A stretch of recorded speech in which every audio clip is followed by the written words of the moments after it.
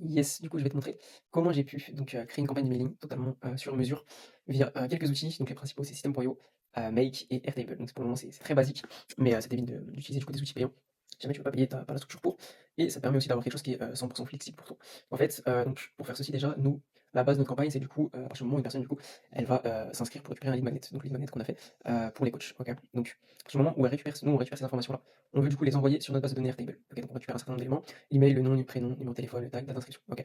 Donc, une fois que c'est fait, ça va envoyer le mail de bienvenue. Tout ça, je te le montrerai directement sur les outils en question juste après. Là, je te montre juste la structure.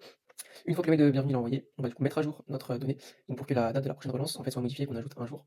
Et le statut du suivi aussi du coup va changer. Ensuite, concernant la relance d'email, ça c'est la première étape. Deuxième étape, du coup, c'est un nouveau scénario sur Make, ok, où on va du coup directement faire un search record. C'est-à-dire qu'on va rechercher un enregistrement dans notre base de données. Donc, suite à ça, on aura un routeur parce qu'il y aura trois possibilités. Nous, il y aura soit la relance un jour après, soit 3 jours après, soit 7 jours après. Donc, tout ça, c'est en fonction de l'inscription, enfin de la date d'inscription. Donc, c'est simple, tu vas mettre deux filtres à chaque fois. Donc, il faut que la date de la prochaine relance soit égale à aujourd'hui et que le statut du suivi donc, soit égal à lit. Ok. Donc, c'est à partir du moment où, ici, on update le record. Donc, quand le premier mail est envoyé, en fait, directement, on dit que le statut c'est lead. Comme ça, en fait, dans la base de données, il va aller chercher toutes les personnes qui ont le statut de suivi lead pour pouvoir du coup aller envoyer le message quand la date est égale à aujourd'hui. On va envoyer l'email. Et ensuite, on va update le record pour passer du coup à la deuxième branche. Donc, ce qu'on va faire, c'est que du coup, on va changer la date du dernier message. Donc, ça, c'est dans notre base de données, je te montrerai derrière. On va dire que la date du dernier message, c'était aujourd'hui. On va ajouter du coup 3 jours à la prochaine relance et le statut du suivi va passer de lead à email J+1 envoyé. Ensuite, c'est la même méthode tout le temps. Donc, on veut du coup, pour la deuxième route, que l'email J+1 soit envoyé et que du coup, la date de la prochaine relance soit aujourd'hui. Une fois que les conditions sont réunies, ça envoie le mail et ensuite, ça update le record. Date du dernier message, on l'a aujourd'hui. On dit que du coup, la prochaine relance, c'est 4 jours par rapport à aujourd'hui et que le statut du suivi, il soit du coup à email J+1 envoyé. Et là, du coup, directement, prochaine relance aujourd'hui. Et donc, en fait, c'est exactement la même chose. Là, je me suis trompé, c'est J+7.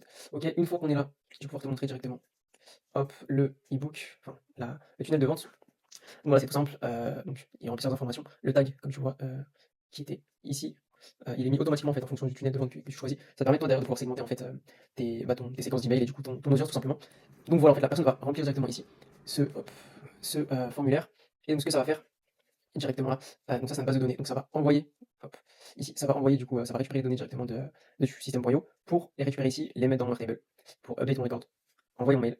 Et du coup, encore une fois, pour la base de données, ce qu'on va voir, c'est email, nom, prénom, le tag, numéro de téléphone, date d'inscription, dernier email envoyé, prochaine relance, le statut, le lien. Bon, le lien après, c'est pas obligatoire que du coup, ça c'est pour une idée de scalabilité derrière en fait, si jamais tu veux tout mettre directement dans ta table et avoir du coup différents liens en fonction directement de ton tag, tu vois, tu pourras envoyer le bon lien en fonction du tag, donc ça sera à voir pour améliorer ça. Date de création, date du dernier email, envoyé. Et donc ça après c'est pour la suite tout simplement, pour en fait traquer, donc ça sera je pense sur une prochaine vidéo, comment tu vas pouvoir traquer en fait qui a ouvert ton mail, qui n'a pas ouvert, qui a répondu, donc en fonction de certains facteurs, ça va vraiment te permettre de voir du coup, directement d'avoir des statistiques plus avancées sur ton audience. Donc là on est en train de le mettre en place et c'est quelque chose qui est très puissant. Tu as plus de 60% en fait de ventes qui viennent grâce à l'email marketing, si c'est bien fait bien sûr.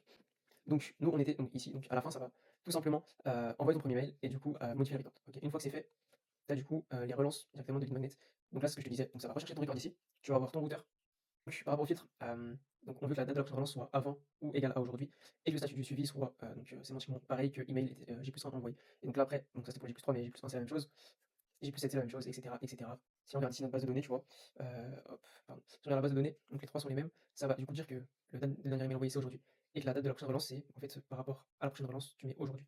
Pourquoi ça? Parce qu'en fait dans ton premier scénario, hop, dans ton tout premier scénario qui est ici, tu crées du coup ton record. Donc ça c'est les informations qui sont récupérées directement de system.io. Ok. Tu updates ton record, ça je l'ai fait en plus, c'était juste pour récupérer directement l'ID et qu'il me le mette au bon endroit. Et donc dans le update record ici, tu vas juste te dire donc la prochaine relance, parce que de base t'en as pas du tout, enfin il y a zéro. Et donc pour lancer du coup cette automatisation d'email 1, 3, 7 jours après ou peu importe ce que tu choisis, il faut que du coup tu crées une date à la prochaine relance. Donc une fois que le mail est envoyé, donc c'est maintenant, tu rajoutes un jour. Ok. Hop, une fois que tu as rajouté un jour, bah du coup c'est simple, c'est-à-dire que toi, là ici tu vas target que la prochaine relance était à aujourd'hui ou avant. Et que le statut, enfin si on prend pour le plus, ça sera plus cohérent, et que le statut soit égal à l'ID. En fait, ce que tu as fait juste après que ton email de bienvenue soit envoyé. Donc, en fait, tout se suit.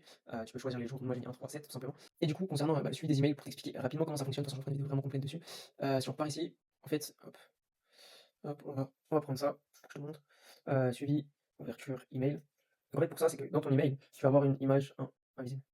Ok.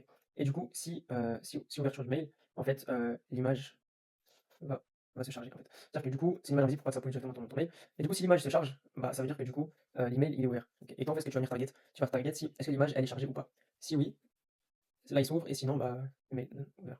Ok. Et donc ça, après, derrière, bah, ça peut, hop, tu peux mettre, du coup, c'est lead tiède, lead passe en tiède, et là, du coup, le lead il est froid. Tu vois. Hop, et donc, imaginons là, je te dis une réponse, du coup, bah, il passe en mince, lead chaud.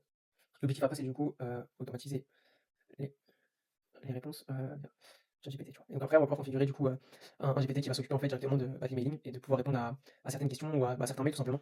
en automatique. Après, dans ça, c'est encore un autre processus où directement tu vas pouvoir, comment dire, tu vas pouvoir segmenter en fait. Peut-être qu'il y aura une section FAQ, une section pour potentiellement, on va dire, potentiel client, une section pour des collaborations, etc., etc. Donc tu peux pousser la chose très très très loin, tu vois. Mais ça, on le verra dans une vidéo quand vraiment j'aurai mis en place le système, enfin, le système de manière très, très poussée et que ce soit compréhensible pour tout le monde. Parce que je peux concevoir que c'est pas forcément facile pour tout le monde. Donc ce qu'on propose, c'est vraiment de mettre ensemble de mettre en place pardon, des automatisations qui sont assez simples et vous permettre de gagner du temps, d'avoir plus de clients et forcément plus d'argent.